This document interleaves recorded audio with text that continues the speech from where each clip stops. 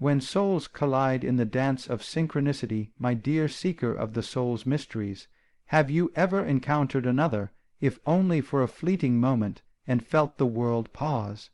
As if time itself held its breath, the clamor of existence dissolved, and a silent force drew you together, not mere attraction, but a gravity of the psyche, a pull between two eternal essences. This is no trivial. Sometimes it sends a soul, a presence that feels like home, yet challenges you to grow. They stir something ancient, sacred, undeniable. You may doubt, you may flee, but the synchronicities persist, whispering, "This was written." They reflect the self you hide. To meet another is often to meet oneself, though the ego may call it love. Yet what if this pull is not merely for them, but for the self they awaken? Beneath the surface, where the unconscious dwells, lie the parts of you long buried. Your shadow, your light, your unspoken truths. When a soul enters your life, you project upon them these hidden fragments. They become a canvas for your psyche's story. I termed this projection, the act of casting your inner world onto another. You are drawn not because they are flawless, but because they carry what your soul seeks, a lost peace, a suppressed wound, a courage you have yet to claim. Their strength may mirror your chaos, their distance may echo your fears of abandonment. They do not merely show you desire, they reveal your patterns, your pain, your potential. This is no romance of the ego, but a confrontation with the self. They challenge your defenses, expose your vulnerabilities, and invite you to see the you that weeps in silence, the you that yearns to be whole. Such connections are not easeful. They are raw, intense, transformative. They do not flatter but illuminate. If they feel like home, it is not because they are your shelter, but because they remind you to return to yourself. Their gift is not always permanence but awakening, a crack in the armor through which your true self emerges.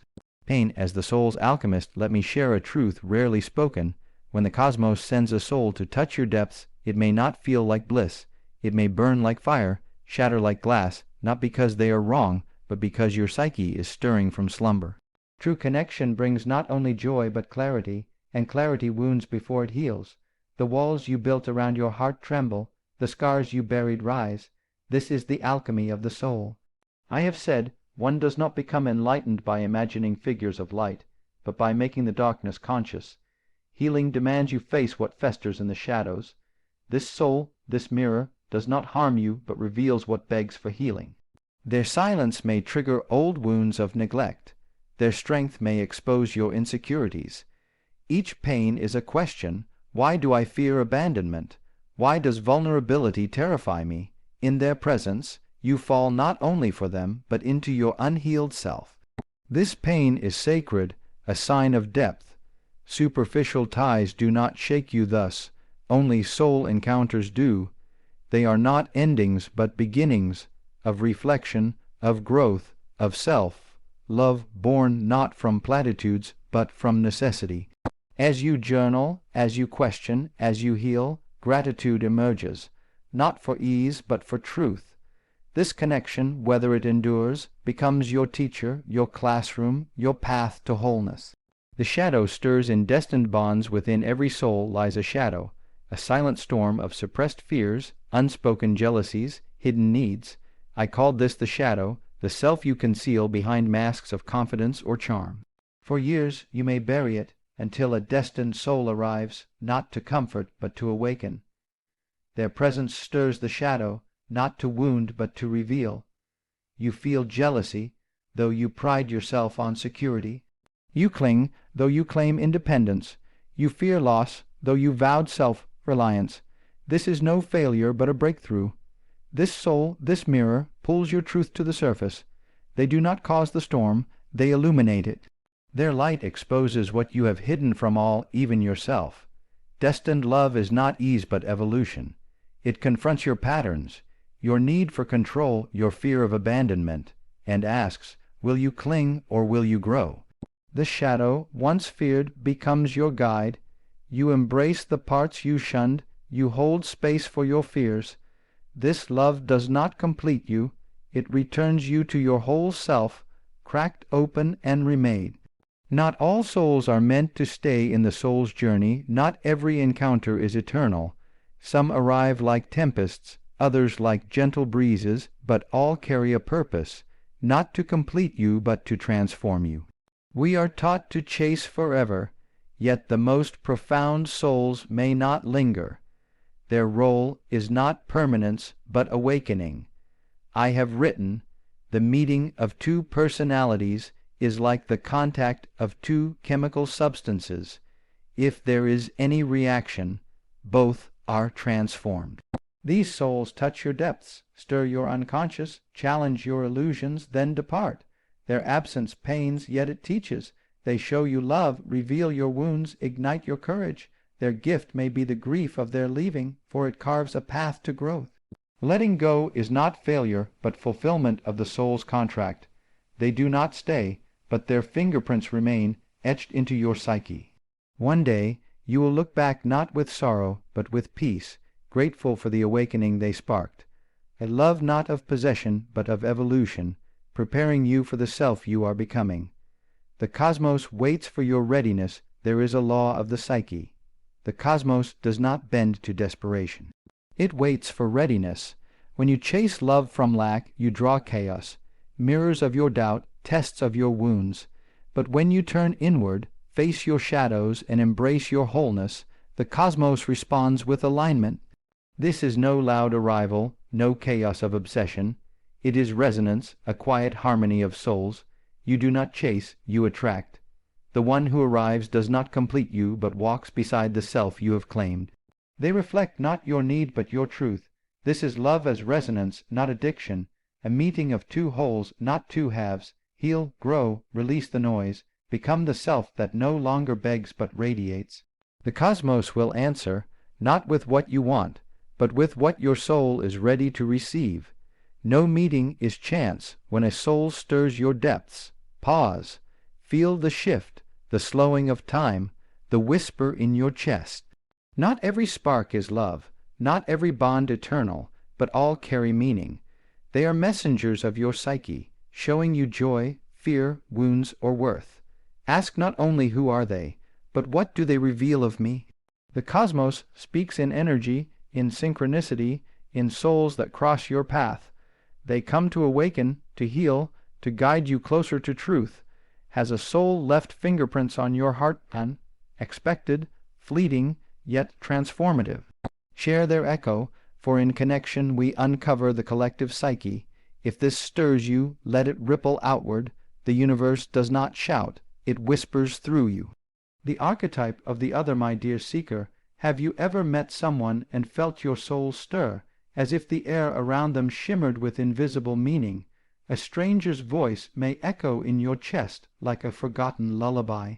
A glance may pierce through time, awakening memories that do not belong to this life, and you wonder, why does this one soul feel so deeply familiar?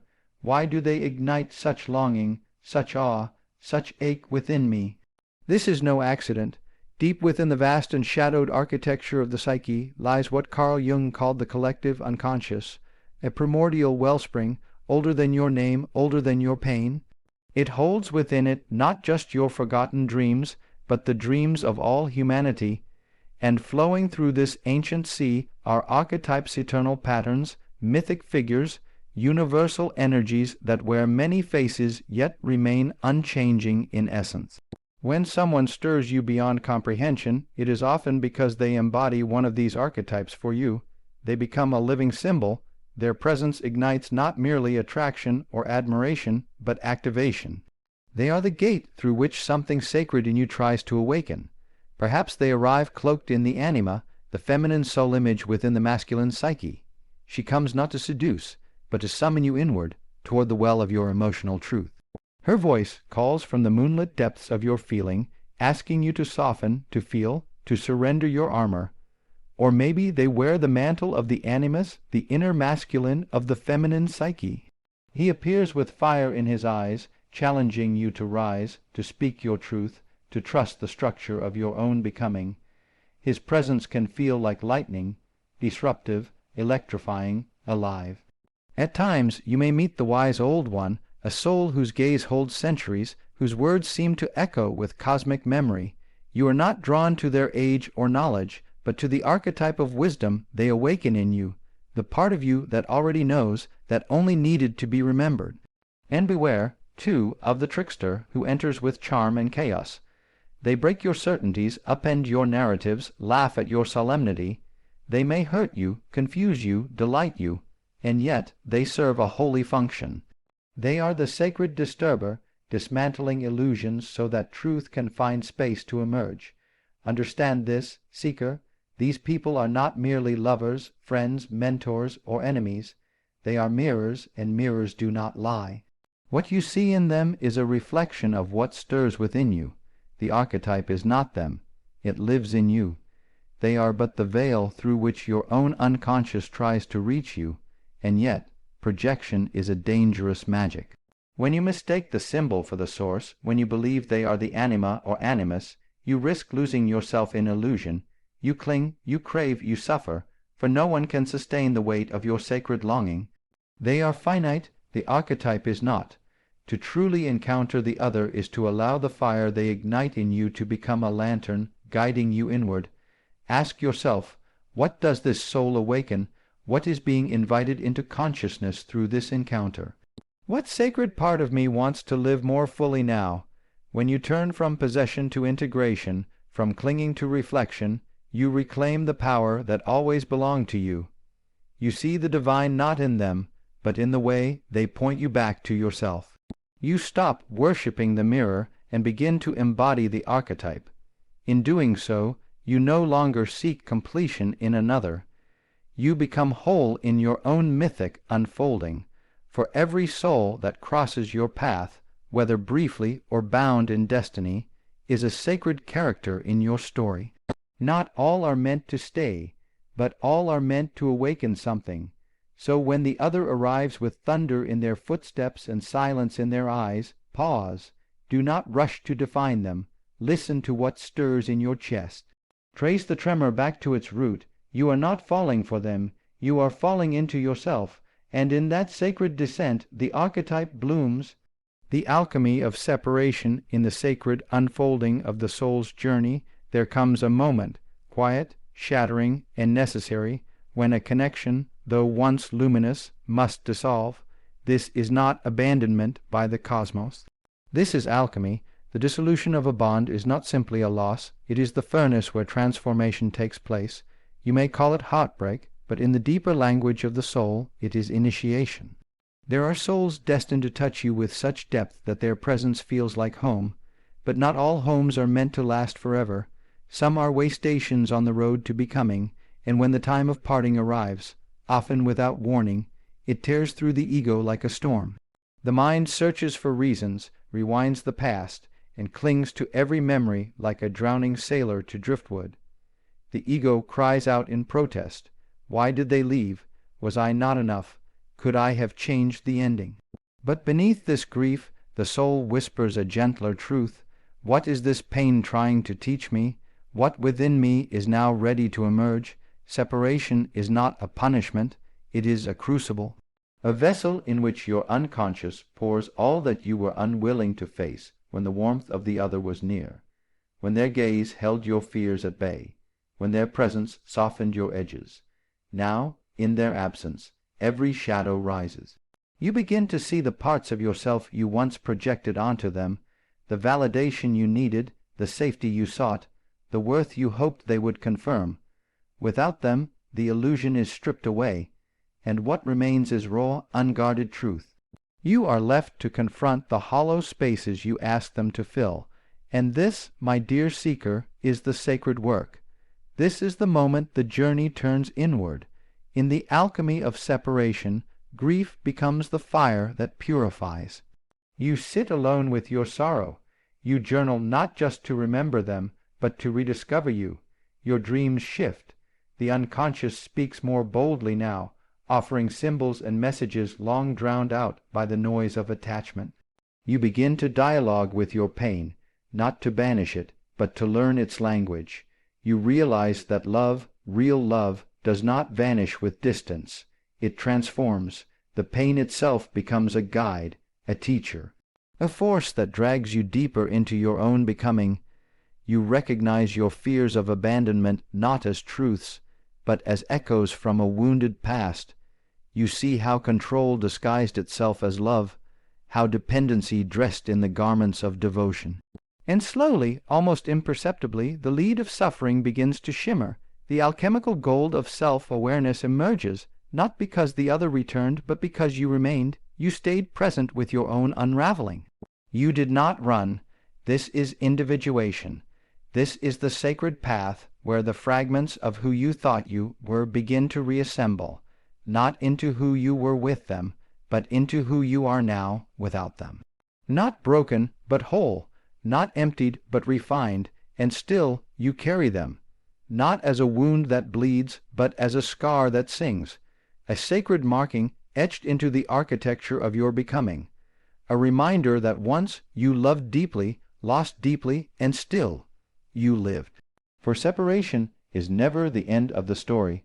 It is the turning of the page, and in the silence that follows, your voice rises, not in longing, but in truth, not in desperation, but in strength, not in the shadow of who you were, but in the light of who you are becoming. The dream as cosmic messenger. Have you ever awakened from a dream that lingered like perfume in your soul? The image of a familiar stranger still vivid behind your eyes. A face you've never seen yet somehow know. A presence so potent it haunts your waking hours. You try to dismiss it, calling it imagination, but something deeper stirs, whispering, this was not just a dream. The dream is the theater of the soul, the sacred stage upon which the unconscious reveals its mysteries. Long before we understand, we are being spoken to not in the language of logic, but in the rich tapestry of symbol, metaphor, and myth. The dream bypasses the ego, that frail guardian of control, and delivers truths too vast for daylight to hold. When a soul appears to you in a dream, whether before your paths cross in waking life or long after they have departed, it is no accident. This is the work of the self, the archetypal center of your being, calling you toward a greater wholeness. That figure is not merely them, but a symbol of something within you. They are a cosmic messenger, clothed in a familiar face, speaking in the tongue of eternity. Perhaps you see them walking with you through a dense forest, a place of ancient mystery. They speak no words, yet their gaze holds a truth your heart aches to grasp. Or you find them waiting at a crossroads, silently urging you to choose, not just a direction in life, but a transformation of being. Or they appear wounded, fragile, begging you to stay, and you wake with a hollow pain that belongs both to them and to you. These are not random images, they are archetypal motifs rising from the deep. The forest is the unknown self, the crossroads, the moment of initiation, the wounded other, the mirror of your own neglected soul. The dream knows what the ego resists. Dreams are messengers of the collective unconscious, a vast, timeless realm where all human experiences, myths, and symbols reside. Carl Jung once wrote, "The dream is a little hidden door in the innermost and most secret recesses of the soul. Through that door, the psyche slips past the limitations of time and space. It may show you a future meeting long before it happens, or offer closure with someone whose absence your waking self cannot yet release. The appearance of a significant other in your dreams may signal many things. Sometimes it is a prophecy, a soul yet to arrive. Other times it is the echo of a wound unhealed, a fragment of your heart still seeking reconciliation. It may be a warning, a summons, or an invitation to awaken. To dismiss these dreams is to ignore your soul's compass. To honor them is to enter a sacred dialogue with your own becoming, record them, reflect on them. Ask, what does this figure stir in me? What part of myself have I projected onto them? What lesson, what longing, what forgotten truth are they carrying across the threshold of sleep? The dream does not come to entertain, it comes to initiate. It weaves together inner and outer, past and future, self and other, into one luminous thread. And when a soul appears, wrapped in dreamlight, know this: something in you is awakening. Some truth is ready to emerge. In this silent communion between your unconscious and the cosmos, the dream becomes more than a flicker of sleep. It becomes a guidepost, a revelation, a promise, for in the world of the dream nothing is impossible. Time dissolves, boundaries vanish, and the heart speaks directly to the divine. So listen closely. Beneath the symbols and shadows, the cosmos is speaking your name, and the dream is how it calls you home. The tension of opposites within every soul connection lies a paradox, an exquisite, unsettling tension that stretches the psyche like string pulled taut across the heart. This is not merely emotional confusion, but the sacred pull of what Carl Jung called the coincidentia oppositorum, the union of opposites. It is here, in the churning space between joy and grief, desire and withdrawal, union and solitude, that true transformation begins. We yearn for the soothing balm of love, but what often arrives is a storm. A soul appears, and with them comes ecstasy and unease. They make you feel seen, and yet they expose parts of you long hidden. They offer warmth, yet trigger your deepest fears of abandonment. They are at once your refuge and your test. This is not a mistake. It is the design of the soul, whose deepest aim is not comfort, but wholeness. Consider the one whose presence feels like home, yet whose absence unearths your every insecurity. You want to draw close, yet recoil from the intensity they ignite. You wish to be known, but tremble at the mirror they hold up to your face. They may say little, do nothing overtly wrong, and yet something in you is shaken, reconfigured, cracked open. Why? Because they carry the tension your soul needs to grow. The ego protests, craving resolution, clarity, consistency. But the soul thrives in tension, for only there can the polarities within you meet and be reconciled. Without conflict, there is no fire to burn away illusion. Without discomfort, there is no alchemy. What disturbs you in another is often a reflection of the disowned self, the parts you have pushed into shadow now demanding to be seen. The psyche does not seek perfection in relationship, it seeks integration. This is why the ones who touch us most deeply also challenge us most profoundly, not because they are flawless, but because they activate what is incomplete in us. In their presence your wounds speak. Your forgotten longings stir, your defenses rise, and your soul awakens. This is the paradox of sacred connection. It heals and wounds, uplifts and dismantles. It pulls you into intimacy, then hurls you into solitude. It is a rhythm, a dance of opposites, but do not mistake this oscillation for dysfunction. It is the psychic engine of individuation, the lifelong journey of becoming your fullest, truest self. Ask yourself, what within me resists this connection? What part of me recoils from love, from truth, from vulnerability? Often it is not the other who is the threat, but the self that is afraid of transformation. The beloved becomes the vessel through which the unconscious brings its opposites into confrontation. This does not mean every turbulent connection is meant to be endured indefinitely. Rather, it asks you to discern the tension's purpose. Is it to stay and integrate, or to part and preserve your center? Either way, the lesson is the same. Embrace the discomfort as teacher, not as punishment.